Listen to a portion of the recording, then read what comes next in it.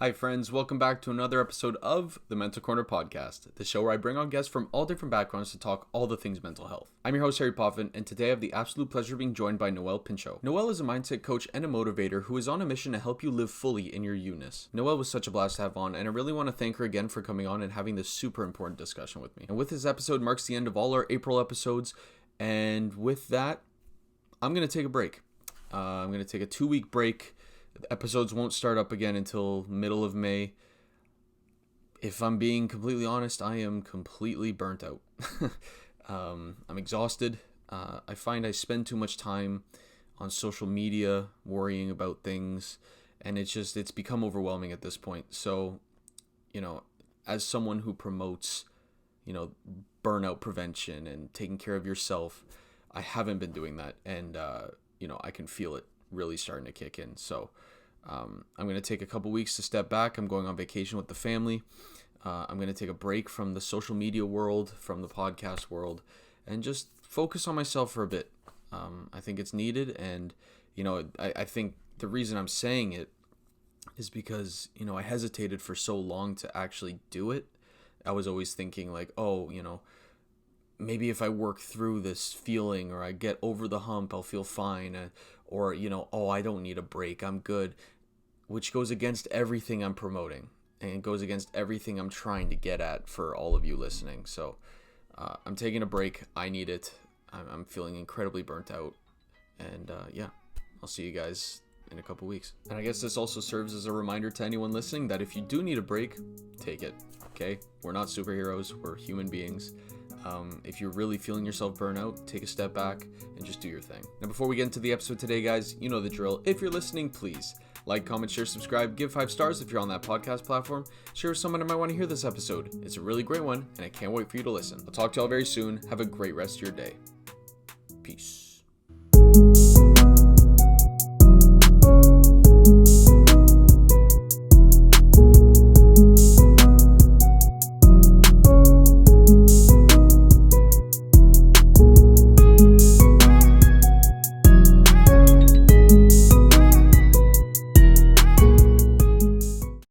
We're good to go. Noelle, thank you so much for joining me on the show today.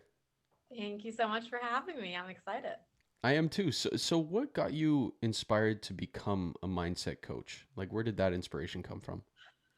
So I went through like a huge transition. I actually started in the fitness industry, and that's kind of where my journey started. Growing up, I was never very athletic. I was always struggled with my weight a little bit. Dealt with eating disorders, stuff like that.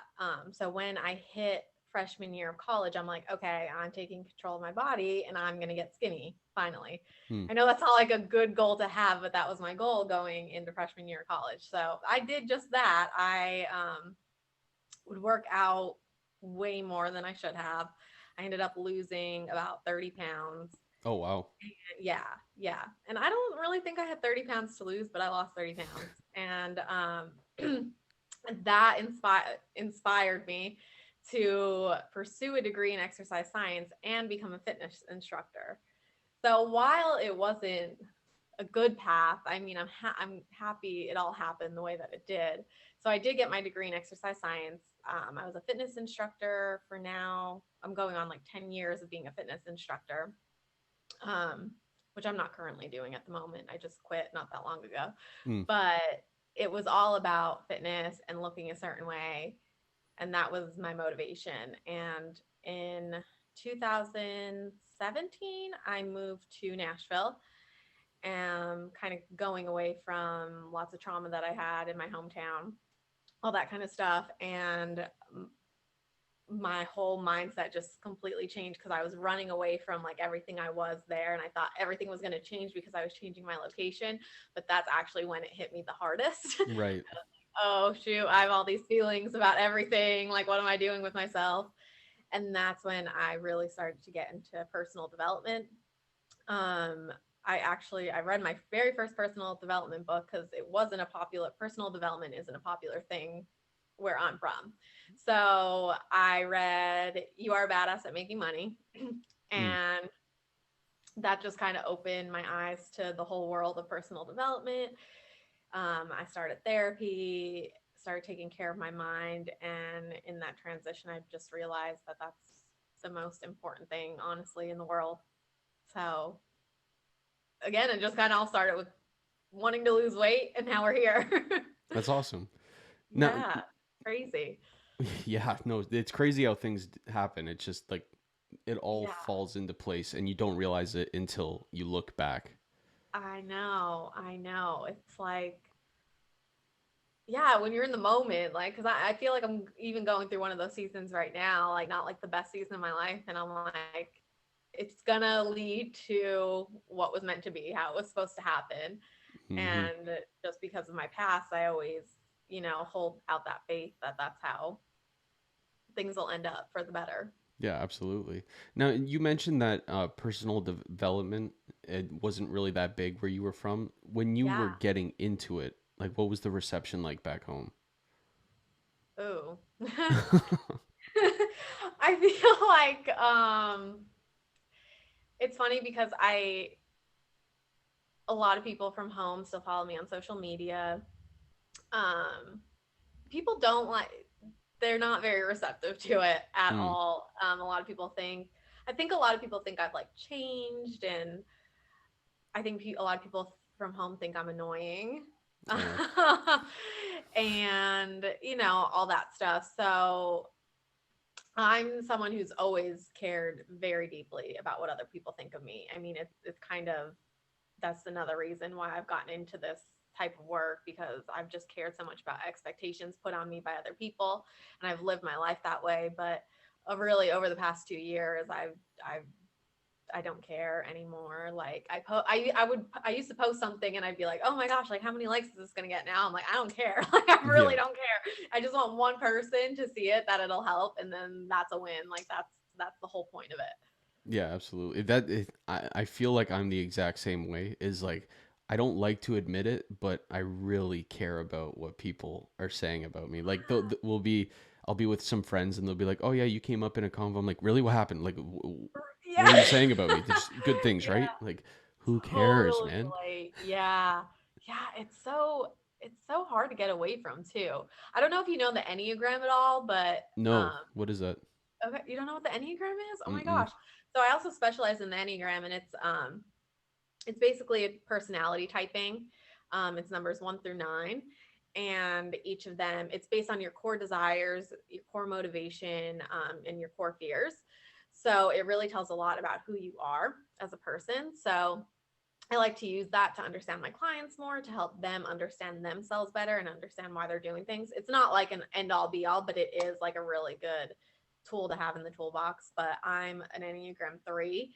And what that means is my like core desire is to pretty much be liked and to be seen as successful and to achieve. So my core fear is failing and not achieving. But also, one like huge quality of the Enneagram 3 is that they are like a chameleon. Like they will just adjust to the energy in the room and be mold into whatever anyone else wants them to be. So Hmm. that has been me since I was little. So another thing, moving to Nashville, I was just like, oh my gosh, like who am I? Like I have no idea. And I'm still, going through that journey of having my own identity. And that's why another reason, like my coaching is really structured around that as well. Um, really, I truly believe that we have, like, a lot of people have just lost their identity, or they've never even discovered it, because we're thrown so much knowledge and things and expectations in our face, especially with social media. And we're like, we don't even know who we are. So I think it's really important to sit down and do that work. Like, what are your core values? What is your why do you show up every day? What's your ideal life versus what you're doing right now? And what are your true gifts, and are you even using those gifts, or do you even know what those gifts are? How can we discover what those gifts are? And that's even the process that I'm going through at the moment. So I think the scariest question was going like, "Who even am I?" oh my gosh, I know. And I think some people don't even realize that they don't know who they are, because they're just like going day by Hmm. day by day. But I have found that eventually, no matter who you are, like that will catch up with you if you don't do the work. Right. One day you'll wake up and you'll be like, what am I doing? And Yeah. that's why it's so good to even get ahead of that work. Even if you're not feeling that way just yet, it's so important just to like sit down and think about what your core values are and what's important to you, because you could be 40, 50, 60 years old and wake up and be like, this is not me. Like, this is not what I wanted at all. And it's a lot harder to backtrack then. Yeah. It can be done, it's never too late, but it's harder to backtrack. Yeah. I was fortunate where I had a couple instances in like university where I was like, who even am I? As opposed to like later. Yeah, that is really good. That's really good to have that earlier, because I think a lot of people in college don't think about it, because we're just like, oh, you need to take out a loan and go to school Ugh. and who knows what you want to do, but you have to pick something. Yeah. I know. But also party hard. Yeah. Oh, yeah. I mean, that was the main purpose for me. Oh man. Now, do you find that doing your coaching and being involved in the like the mindset coaching, do you find that it helps you in addition to helping your clients? Yes and no. Sometimes it hurts me Hmm. because I mean, another reason that I've gotten to coaching, like since I was younger, I feel like people have come to me and I've just naturally been a coach to them. And I've just naturally given advice, and I'm blessed enough to have realized that skill set and utilized it. And but one thing that it does do is it takes the focus away from myself. So I tend to be so invested into how can I help other people and figure out their problems, but not sit and deal with my own problems. Right. So in that sense, it could be more harmful to me. But also, I think when I'm helping people and when I'm doing that work with them, it makes me operate like at a higher frequency, higher vibration, because that's what my gift is and that's what I was meant to do. So it really depends on the season and the time, but it does a little bit of both, a little bit of push and pull. Mm-hmm. And do you have your own mindset coach, or have you ever gone to a mindset coach during this time? I've had coaches, I've had all sorts of coaches, and I've had therapists as well. Mm-hmm. Um, I've had business coaches, mindset coaches, um, and therapists. And I think that's crucial. I think everyone, again, I don't recommend ever like having all of them at one time. I recommend, you know, oh, like maybe this time, like maybe I need to start doing a little more inner child healing and stuff like that. So I need to go see a therapist because this has come up. Or another thing that I went to was ACA meetings, which is adult children of alcoholics and Mm. dysfunctional families, because I've had some addiction in my family and in my relationships and stuff. So I went to that, and that's free.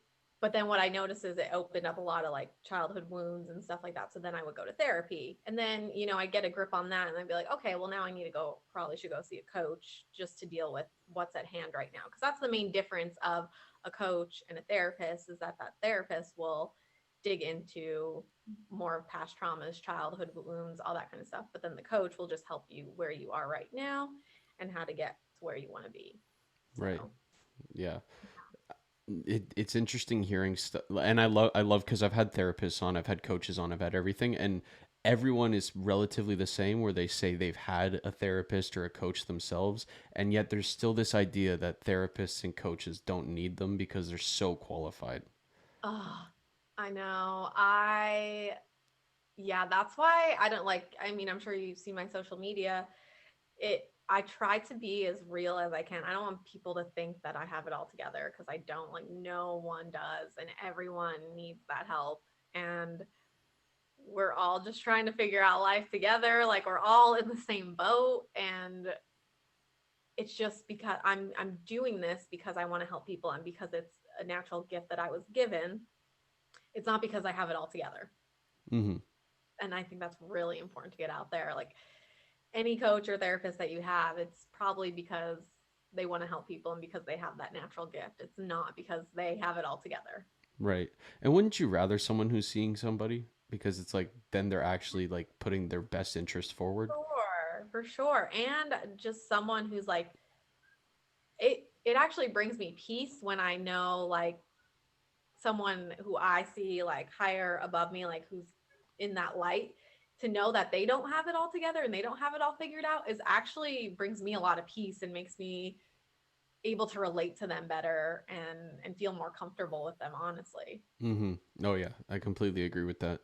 Now, why why do you think that it's such a struggle for a lot of us to have a good mindset about, well, there's two different ways to go about it, but like about life and about ourselves. Like why do you think there is such a struggle? That's a really good question. I think there's definitely a lot of things at play. One thing, and I know I always keep going back to that, but social media, like it is a great thing. Like there is good in social media, but there's also so much bad in social Yeah. media Yeah. because I mean, people like our age have been brought up in that society. So we've been comparing ourselves to people Forever. forever. And I mean, people in the past have done that too without social media, but they weren't as exposed to it. They didn't have it right at their fingertips at all times, comparing themselves to other people. I also think there's a lot of distractions in life to push us away from dealing with our feelings. Like there's so much access to things to distract us from our own feelings, like our phones, like TikTok, like YouTube, Netflix, alcohol, drugs. I mean, it doesn't have to be as extreme as alcohol and drugs, but there's so many other less harmful distractions that we don't have to sit and deal with our feelings and figure out what's going on. We don't actually have to do the work. We could just distract ourselves and keep distracting ourselves and keep distracting ourselves. And then you're like, oh wait, like I have feelings. And some people will come to that point where they're like, oh shoot, like now what? But sometimes people don't even get there, and they that's unfortunate because there's a lot of lack of growth if they don't. But I Yeah. definitely there's just way too much distraction out there.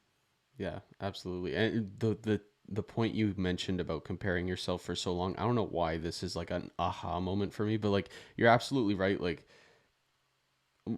for my parents' generation, I'm sure they compared themselves to who was on the movies, obviously, or like who was Yeah. at your high school. But when we're growing up, like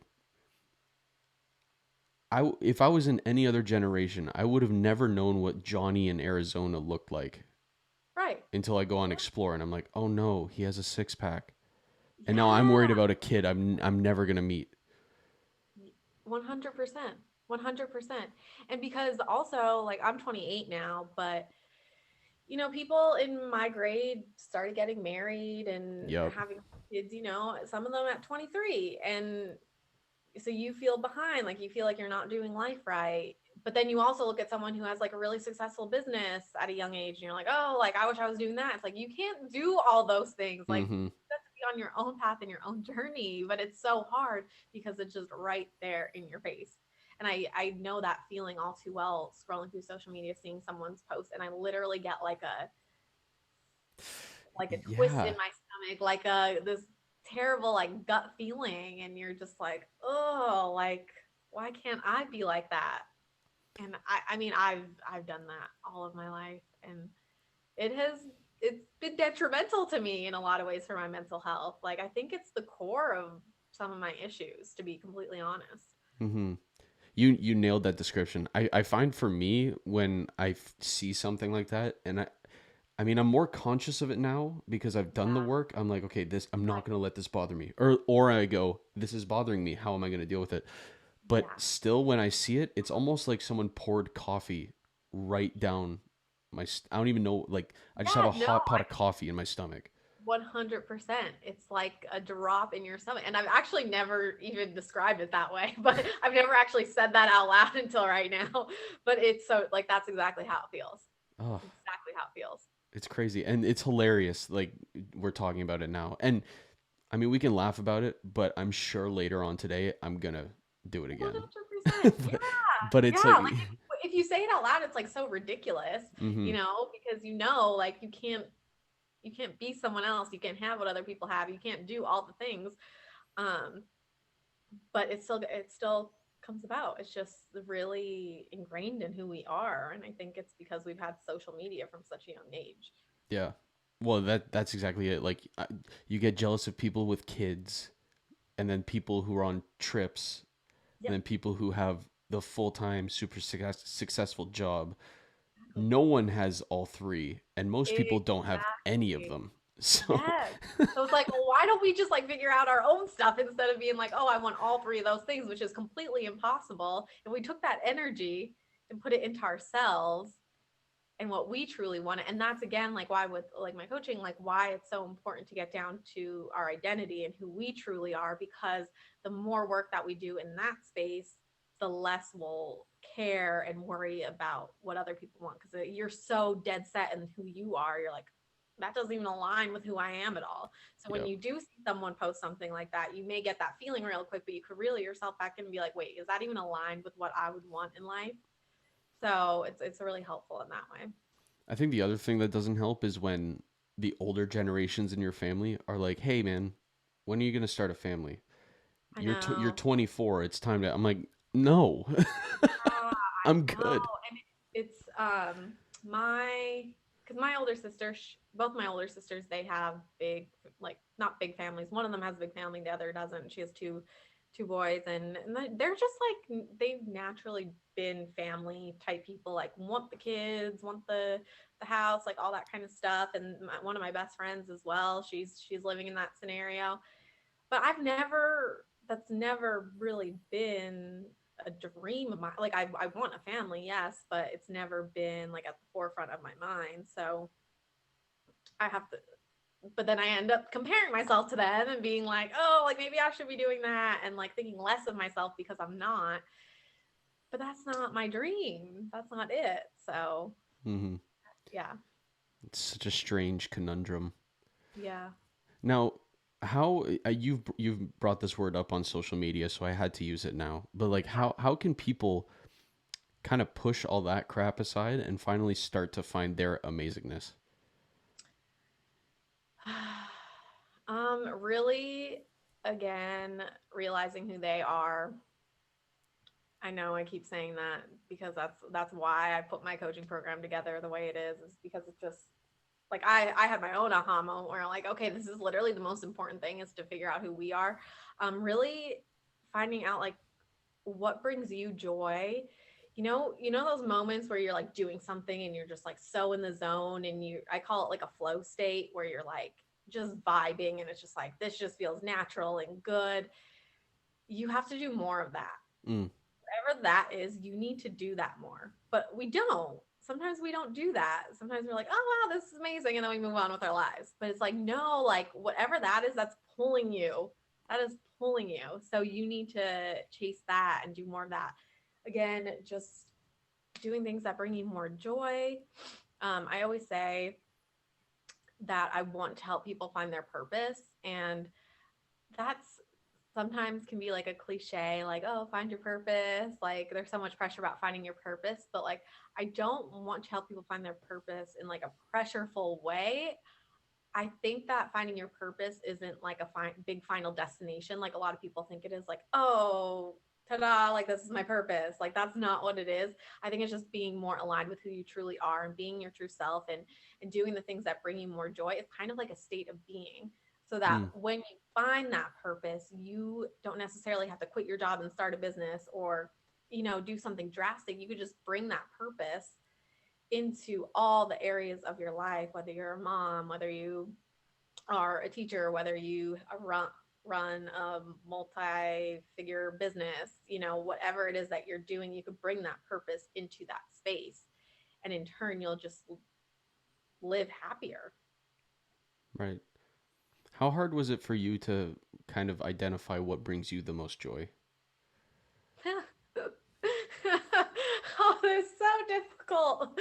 It's so difficult. I'm still working on it. I'm still working on it because since I've moved to Nashville, there have just been so many twists and turns and changes and that can really disrupt your inner work being done. Um, and sometimes when you identify the things that do bring you joy, it's actually another job of trying to do more of those things because um you're already in this position where there's self-sabotage that comes in, there's fear that comes in, there's, oh no, like I can't do more of that, like I'm too busy doing this. So then it's like discovering what it is, but then actually doing it is a whole other thing too. It's literally the self-limiting beliefs, like I'm not capable of doing that, I don't have the time to do that, the excuses, because we are just so programmed to think that, because we are set in our ways, we're all set in our ways, and we all have our comfort zones. So while I feel like I've identified a lot of the things, I think the hardest process has also been just doing it Mm-hmm. and getting over my own self-limiting beliefs and, the way I was programmed to live. Right. Is there a way for people to kind of like baby step out of the comfort zone? Because I know a lot of people don't like getting out of their comfort zone. Like it's almost necessary to figure out what you want to do and who Yeah. you are and all this stuff. But a lot of people are scared to do it because the comfort zone is so comfortable. Yeah. And that's why a lot of people are like intimidated by even like doing mindset coaching or thinking that they even need mindset coaching, because no one wants to like face like what the real issue is or what is holding them back and stopping them. People are scared to live out like their truth. And I think a lot of people, we say that a lot of people have a fear of failure, but I actually think a lot of people have a fear of success. Hmm. And I mean, I've identified all my life, I've thought I had a fear um, of failure, but I actually realized that I've had a fear of success. And I still kind of do, because it's being open to a new world that you're unfamiliar with. It's getting outside of your comfort zone, and then it's taking on more responsibility and being responsible for more people around you and more things. And I think a lot of people do fear that. And that's where the whole comfort zone comes out. And one thing that's honestly really helped me with the comfort zone is just taking like one action, even if it's the tiniest action. I like tell myself in my head, I'm like, okay, I could either stay here, or I could, this is my ideal self, and this is what I'm doing now. What's one thing that I could do to get closer there? And then I kind of tell myself, I'm like, just take that one step, and then if you don't like it, just go back. Mm. But what ends up happening is you take that one step and you don't want to go back. Like it drives you, it excites you, and it makes you want to do something else to get closer there. So that's kind of been the thing in my head, is just do one thing, one small thing, and then if you don't like it, you can go back. Right. It's like teaching a kid like, oh, I'll hold the bike while you ride it, and then they look back, you're like, what? 100%. Where'd you go? Yeah. It's like, yeah, because all of us, not that I do inner child work or anything like that, but all of us have that inner child. And if we're trying to do something completely new, typically our inner child doesn't really want to do that. So we literally have to talk to ourselves and treat ourselves like children. Mm-hmm. So that's, yeah, exactly. Have you ever done inner child work? Yeah. Yeah. In therapy, I have. How'd you find Um, it? it was very, very difficult because I'm very good at visualizing, like in the future and stuff like that, visualizing and trying to manifest things in the future. But to sit down and like visualize like my younger self and me talking to my younger self, that's hard. Mm-hmm. That's very hard. It that didn't really work for me. I think writing to my inner child and stuff like that helped me a little more. I've since then, I'm not in therapy at the moment, but since then I have tried to do some inner child work in it. And I've tried to do like the visualization. And as I'm getting like more progressive in my healing journey, it's actually has become a little easier to go back to my inner child. And it actually makes me like very emotional, because I think about myself as like a young person and all the crap that I've been through since then. And I just like want to comfort her and like tell her like it's okay, like it'll all be fine. But like that makes me so sad for her. Mm-hmm. So I've been able to like connect more in that space for sure. Yeah, I found when I did the first session of inner child healing, I was more hesitant or more dismissive of how it worked. I was kind of like, this is stupid, because they were like, Yeah. talk to little Harry, and I was like, Yeah. the fuck are you talking about? Like, Yeah. 100%. That's how I felt. I felt so weird. I feel like because she made me like close my eyes and like visualize, and I was probably like laughing. I'm like, I can't do this. mm-hmm. Like so And, silly. and then I did, and I was like, oh, it actually feels pretty good.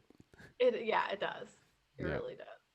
Now this is actually something I was thinking about for the last week, I guess, and I'm wondering if you can relate to it. So now that lockdown's kind of pretty much done, Hmm. and I don't want to jinx it because Canada is so up and down with lockdowns and everything. So who the heck knows? Yeah. But it's looking like things are, getting back to where they were. Mask mandates are gone, vaccine passports are gone. Yeah. And for some reason, and a couple of my friends can relate to this, like I've talked, because I have no idea what the heck's going on, but I Yeah. feel like I'm just floating, if that makes sense, into, because when my friends and I were in the lockdown, Hmm. as you know, obviously, as Yeah. everyone who's listening knows, there was an excuse not to move forward. It felt like time paused, Yeah. basically. And now that we're out of it, it almost feels like you've woken up from a bad nap and Yeah. you're like, Yeah. how'd I get No, here? I do feel now I'm in Tennessee, so things have been lax here Mm-hmm. most of the time. But that's not to say that life, yeah, like I do kind of feel like I'm in a fog. Like life has just been weird since then because I was in a relationship during the whole time of COVID, and I mean we got really comfortable doing nothing, and just being there with each other at all times. So, and when that happened, our relationship was actually sort of new, like a little more fresh, Mm-hmm. like maybe 6 months in.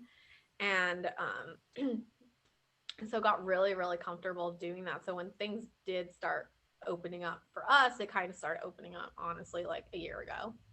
Yeah. Um, yeah, just again, it's just been more like, especially in Tennessee versus other states in the United States. So it definitely like it was hard for us to like separate and then like kind of like go our own ways and figure out life like outside of COVID. And I think it actually like we actually recently broke up, but I think that was actually kind of a it was a fun thing for our relationship. Like I'm glad I had him during that time, but it was actually also bad for us in the long run because we just got so used to like being there with each other at all times. So it was really hard to adjust to real life in a relationship. And that's actually something I've been thinking about the last week is how it was very unconventional to start a relationship right before COVID. And I know some people went through that as well, but then having to adjust to real life Mm-hmm. after that, after we've just been stopped in our tracks and not really growing and moving forward with our lives. Once we got out of that, it was like, oh shoot, Yeah. I know that wasn't like the best answer to your question, but I don't even think I asked a question. well, then But no, perfect. you're right. Like it felt like everything just got stunted. Yeah, And I'm just yeah. wondering if, like, for people who are experiencing that, like, do you have any advice on how to find your purpose while you're floating through this existence? Because Yeah, that's what it feels like. I actually think it's kind of like a perfect time to start finding your purpose and like your true identity because if you're like floating and you're confused and you're unsure, it's that's when you could be like, okay, well, I could almost like rediscover myself and I could just kind of restart because at this moment, I don't know what the heck's going on. I don't know who I am. I don't know what's going on in the world. So, like, why not like sit down and start doing the work and working towards your purpose? Like, it's almost like a fresh, think of it like you have to shift your mindset to be like, okay, this could be a fresh start. Mm, So, I think it's actually the perfect time to do that yeah. Yeah, for I sure. I agree. It's just, I mean, it's uncomfortable. It's like an uncomfortable amount of work where you're like, It is, oh, nothing I planned worked out. Cool. yeah. What's now? Like I mean, I don't think I've mentioned this yet, but I applied to teachers college, Yep. right, to be a teacher. Mhm. didn't get in.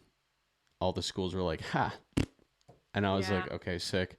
Um, and so I was sitting with my dad one day and I told him, I was like, none of the schools like accepted me. And he goes, okay, what's your plan B? And I was like, honestly, I only had plan A. So Yeah. it's like that it's uncomfortable sitting here and going, okay, what the heck is next? Because I have jobs now, but school is supposed to start in September. So when we get to September, where am I going to be? You know what I mean? Yeah, no, yeah, it's hard. And I think one of the best ways to handle that, because it could be so um just so defeating to not have life line up the way that we thought it was going to. But I think, and something I've been learning is like, I like let go of all the expectations, like Mm, letting go of expectation. And that's something I've also been thinking about a lot this week is like, I hate expectations. Like, I think there should be no expectations on anyone or anything. Like, life happens, the direction of life changes so often for everyone, for everything. And I think if anything, COVID taught us that, there should be no expectations on anything or anyone. And especially you on yourself, like you have to work on letting go of expectations, because I for sure am not where I thought I was going to be. I don't know really where I thought I was going to be at 28, but my life isn't like I definitely thought I'd be married and have kids by 28. yep. And that's really nowhere in sight at the moment. So, I just have to like embrace that, and there's a different plan for me. And yeah, let go of expectations. When I was a kid, when I was like 8, I was thinking, I'll be married with kids at 20 because Yeah. I thought that was old. I'm like 20 Well, year olds are yeah, old. for sure, for sure. And I mean, like my parents, they were like early 20s when they Same. got married. So like that was like the thing.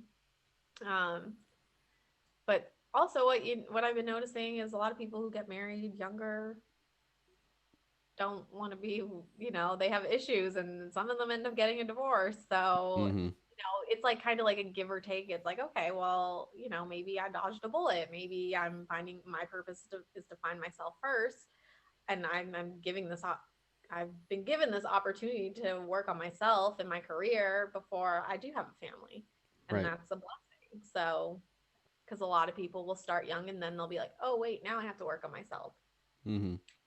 And there's so many different ways to do life. So, whatever, you know, situations that you've been handed, it's good to kind of just sit and be like, okay, how is this working out in my favor? How can I find the good in this? How can I be grateful and find gratitude in what I've been giving? And sometimes that's so hard. Like, I've recently been going through a breakup. Like, it's pretty fresh, and it's so hard. Like, I don't freaking want to talk about what I'm grateful for. I ain't grateful for anything right now. Yeah. Like, Right. life sucks.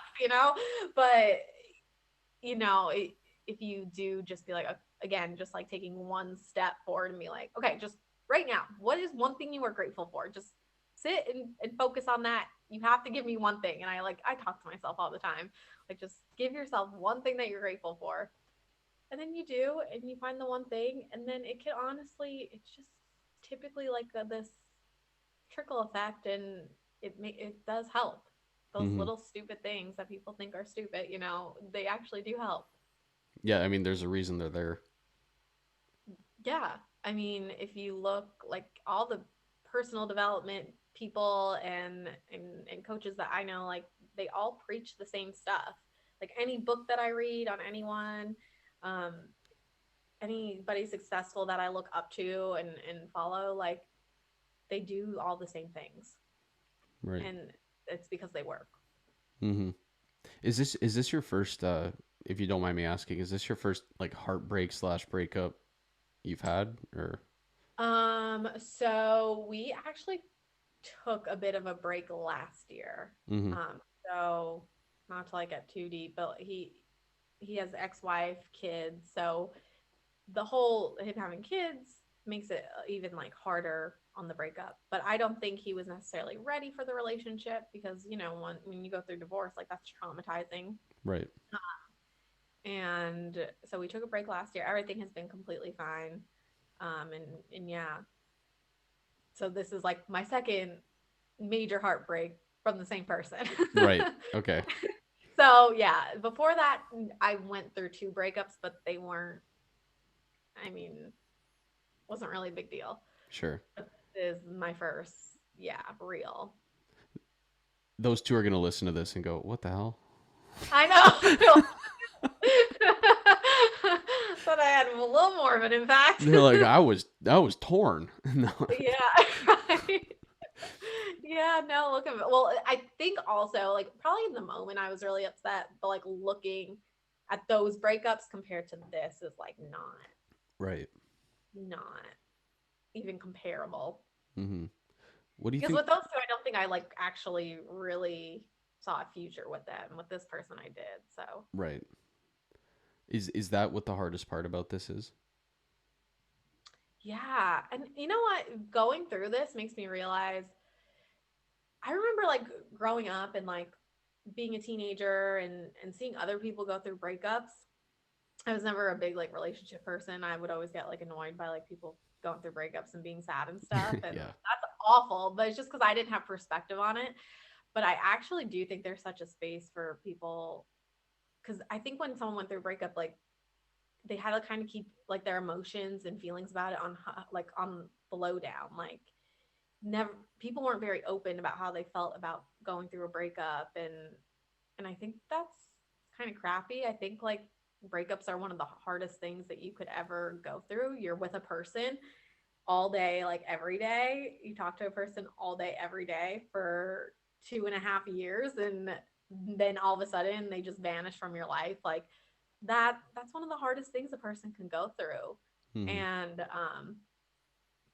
And I think I've been realizing that it really I personally like on my social media and stuff, I do want to open up about it. I don't care if he sees it and like people are like, oh, you shouldn't post stuff and so your ex sees it. So, but like if it's gonna help another person, then I want to be open about it because it truly is one of the hardest things and it should be talked about more. I agree, and that's a reason why, for me personally, when I went through heartbreak, it was so hard. Is because when people do talk about it, people are like, "Shut up! Like we get it, all right? Like, oh, I had someone that loved me, blah." And so when Yeah. you go through it, you're like, "I don't want that reaction." Especially people like us who care about what other people think. Exactly. And like I have been trying to, you know, there's a few people that I feel comfortable talking to and but like you do get to a point where you're like, "Oh gosh, I'm probably annoying this person." Yep. And it is just really hard because not only are you like dealing with the emotions and the heartbreak behind it, you don't have the person that you would always go to talk to about these things. Mm-hmm. That's who you're like grieving over. So yeah, it's just been hard. And you know, you see a future with someone and you literally think you're gonna be with someone the rest of your life, and now you're like, oh wait, just kidding. So yeah, it's just sucked. Yeah. How have you been like? What are some ways that you've been able to manage it? Because I'm only asking because I feel like heartbreak is a big topic always, and also that exact scenario that you've been through, that you've been talking about, where people started dating and then the pandemic hit, and then now, I feel Yeah, like that's a common thing. yeah. What was the original question? How am I dealing with it? Like, what are some ways that you've been able to, Yeah. Um, well, I will say, like, I had a week of being literally like useless. sure, Like, I was completely useless. useless. I didn't have the capacity to do anything, and you know, of course, I'm very hard on myself. So my initial reaction to that was like, are you like, you literally just wasted a week. Like, what are you doing with yourself? But cutting, like, giving yourself some grace, showing yourself grace is really, really important because if you don't, you're just going to keep spiraling. If you if you are hard on yourself for giving yourself that week of being useless, then it's only going to get worse if you don't show yourself grace. So like you have to validate like what you've been through is absolutely awful, and all your feelings are 100% valid. um Again, I used to be that person that was like, oh, suck it up, like who cares, because I didn't understand the importance of a relationship. And there are still people out there like that, so completely ignore all of those people because it's not true. Like, this was your person that you were with all the time, and every feeling that you have towards it is valid. um, and then, kind of how I mentioned earlier, one way that I've been coping with it and dealing with it is like, okay, just do one thing. Because there are moments where I honestly don't feel like I could do one thing. Mornings have been hard and nighttime has been hard. The midday like has been easy, but like waking up in the morning, like all those feelings like rush in. So I just have to like be like, okay, no, you just have to do one thing. If that's the only thing you do today, that's fine, but just do one thing. And that helps. Mm-hmm. Yeah, heartbreak is tough. It's a weird. I don't even know how to explain it. You just feel hollow. Yeah. Yeah. Yeah, and then you have good moments and you have bad moments, and then it kind of like hits you like out of nowhere. Like you'll be doing something. A lot of people are like, surround yourself with people and like make sure you stay busy and do things and stuff. But what I found is in like past breakups, that has worked for me. Like that has been fine. But like what I found with this breakup is like, when I'm around people, sometimes it makes it worse because I'm like, I just wish I could share this with the other person. Or like you find something like funny and you're like, oh, like I wish I could tell this person. And it's not there anymore. So yeah, there's so many different pieces to heartbreak and breakups that is just tough. Mm-hmm. I think this has been mentioned on my show before, but I could be wrong. But we, I think we often take for granted how big of an impact heartbreak is sometimes, because I've talked to some therapists and they're talking about how like you should approach it the same way you approach certain grief, because Yeah. you were with that person for how long, and Yeah. then they're It's, gone. Like that yeah, relationship is dead, it's I guess. honestly like similar, like, and I don't want to like discredit death, but like there is a similarity to like actually someone dying in your life. Mm-hmm. There is, because if you have to cut off all communication with this person, like you're basically like, in a lot of breakups, like you end up having to like delete them off social media and block them, and so it's almost like they don't exist. So it's almost like they're dead. Obviously if they die, it'd be a lot worse. Like, I'm Sure. not like, but but there is like a similarity to it, because you are grieving the loss of someone in your life. Right. So Now, for anyone listening who is either going through that heartbreak, or, like we mentioned before, the floating, or I don't know, they just feel stuck wherever they mm, are. mm, And I'm gonna make a side comment here. It you hear a lot of people all the time talk about like aligning with your true self and mm, aligning with like your values and what's important to you, and your purpose and everything. You hear it all the time on social media. You see yeah, everyone go, ways to get better mental health, find your true self. And then yeah, you go, that's great. How? Like, no one does the how. So, as yeah. a mindset coach, how? Well, I think like you have to get help, if you can, if you have access and you're able to like hire someone. I would definitely recommend doing that, because you can't do it on all on your own. I think we all, a lot of us have that mentality like, oh, like I just have to do it on my own, like I have to figure this out. There is just like a lot of help out there. And like one thing that I've even done is just like join free groups online, just something outside my comfort zone to keep myself accountable, because if you make like a promise to yourself and you show up, that builds confidence in yourself. And then you have more confidence to go after, you just start flowing more. And then you're like, okay, like maybe now I could hire a coach. Like if I do like a free course, or start listening to a podcast every day, or read a new book, something just to inspire yourself, or go like commit to like going on a walk in the morning every day. Just do one thing to like, because typically when you're in that headspace, you're like, I don't even know how to do this. Like, I don't know what I'm doing. I'm stuck. It's because you literally, like, you can't even fathom it because there's just no energy flowing. You're in a low flow state. So you just have to do one thing to get you out of that flow state. And I promise, because I plenty of times have been in low flow states and not know how the heck I'm going to get out of it. You just have to do one thing, like go outside. Just step outside. That's just one good thing to do. Just step outside, take a deep breath, and then take another step. Just one step at a time. But you just have to get that mindset flowing, that creativity flowing. And I talk about energy a lot, but just like break up that energy that's like inside of you that's just like stagnant. You just have to break it up and let it loose. And then you'll have the confidence and the ability to go after more and more and more. And you'll like actually want to chase that knowledge and want to become more of yourself. I hope that answers the question. Yeah, absolutely it does. Yeah, and in terms of podcasts, I heard the what's it called? I heard the Mental Corner is a pretty good podcast. So you should definitely check that. I'm kidding. So if you want to listen to that one, I would recommend it.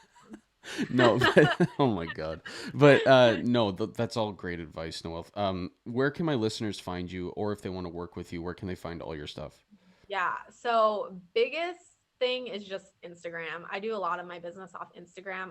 I like people to just reach out to me, even if they just want to ask me a question. Like just DM me. I will answer you. I'm not one of those people that will not respond. So just reach out to me. And there's also a link in my bio that has, if you want to book a discovery call, I also do workshops for businesses as well. So that link's in there as well. So really Instagram is the main place. I do have a website, I'm not going to lie, but I really don't like it and I'm trying to rebrand. So I don't really put a lot of people towards my website at the moment, but Instagram is really a good place to find me. Perfect. And I'll put that link down below. Noelle, thank you so much for joining me today. Thank you so much. It was so fun. And to all my listeners, I will see you guys next time.